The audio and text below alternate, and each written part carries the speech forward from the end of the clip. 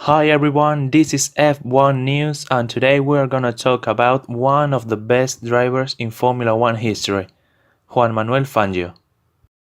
The driver was born in 1911 in the city of Balcarce in Argentina.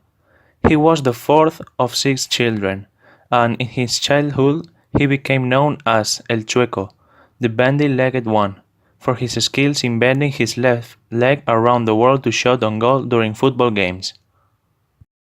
When Fangio was 13, he dropped out of school and worked as an assistant mechanic. 3 years later, when he was 16, he started riding as a mechanic for his employer's customers.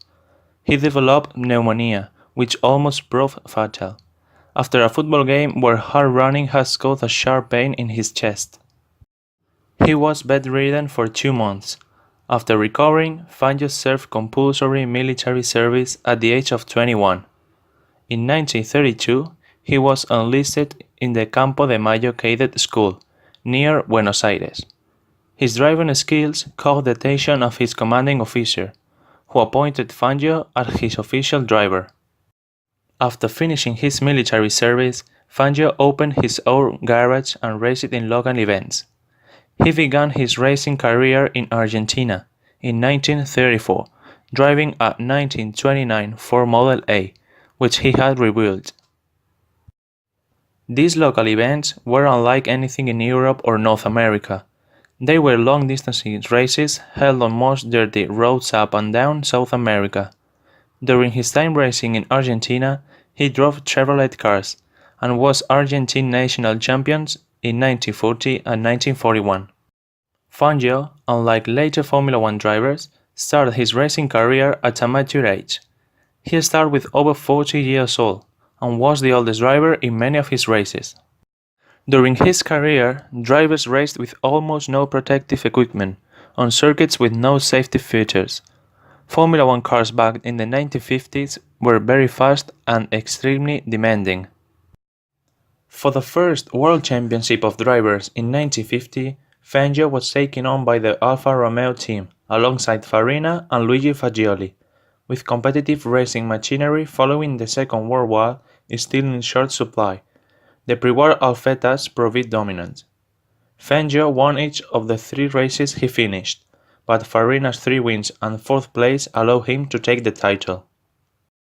Fangio won 3 more championship races for Alfa in 1951, in the Swiss, French and Spanish Grand Prix, and with the improved Ferrari taking point of his teammates, Fangio took the title in the final race, 6 points ahead of Ascari.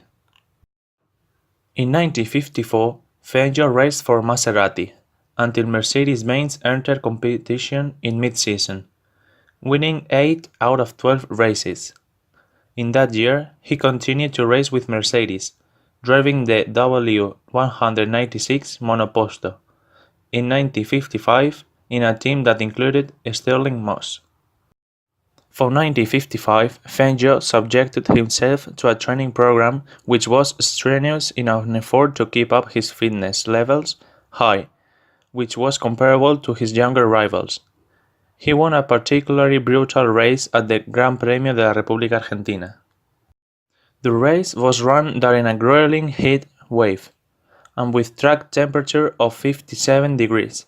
Few drivers other than Fangio were able to complete the race. In 1956, Fangio moved to Ferrari to win his 4th title. Enzo Ferrari and Fangio didn't have a very warm relationship, despite their shared success. Fangio took over his teammate's car after he suffered mechanical problems in 3 races, the Argentine, Monaco, and Italian Grand Prix. In each case, the points were shared between the 2 drivers. At the season-ending Italian Grand Prix, Fangio's Ferrari teammate Peter Collins, who was in a position to win the World Championship with just 15 laps to go, handed over his car to Fangio. They shared the 6 points won for 2nd place, giving Fangio the world title. In 1957, Fangio returned to Maserati, who were still using the same iconic 250F, which Fangio had driven at the start of 1954. Fangio started the season with a hat-trick of wins in Argentina, Monaco and France, before retiring with engine problems in Britain. At the next race, the German Grand Prix at the Nürburgring circuit, Fangio needed to extend his lead by 6 points to claim the title, with 2 races to spare. From pole position, Fangio dropped to third behind the Ferraris of Mike Hawthorne and Collins, but managed to get past both by the end of the third lap. Fangio had started with half-full tanks, since he expected that he would need new tyres halfway through the race. In the event, Fangio pitted on lap 13, with a 30 seconds lead, but a disastrous stop led him back in third place, and 50 seconds behind Collins and Hawthorne. Fangio came into his own, setting one fastest lap after another, culminating in a record-breaking time on lap 20, a full 11 seconds faster than the best the Ferraris could do. On the penultimate lap, Fangio got back past both Collins and Hawthorne, and held on to take the win by just over 3 seconds. With Musso finishing down in 4th place, Fangio claimed his 5th title. This performance is often regarded as the greatest drive in Formula 1 history, and it was to be Fangio's last win. After his series of consecutive championships, he retired in 1958. Such was the respect for Fangio that during that final race leader Hawthorne had lapped Fangio, and as Hawthorne was about to cross the line, he braked and allowed Fangio through so he could complete the 50-lap distance in his final race. Juan Manuel Fangio finished his F1 career with 5 championships in 1951, 1954, 1955, 1956 and 1957, a record which stood for 47 years until being beaten by Michael Schumacher. He also achieved 24 race wins, 35 podiums, 29 pole positions, 23 fastest laps and 245 points.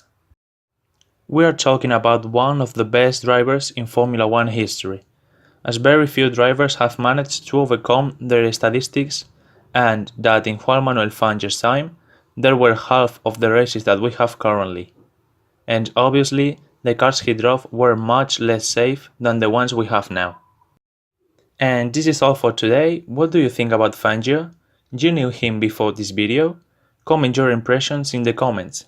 Give me a like if you like the video, and subscribe if you are not. See you in the next video.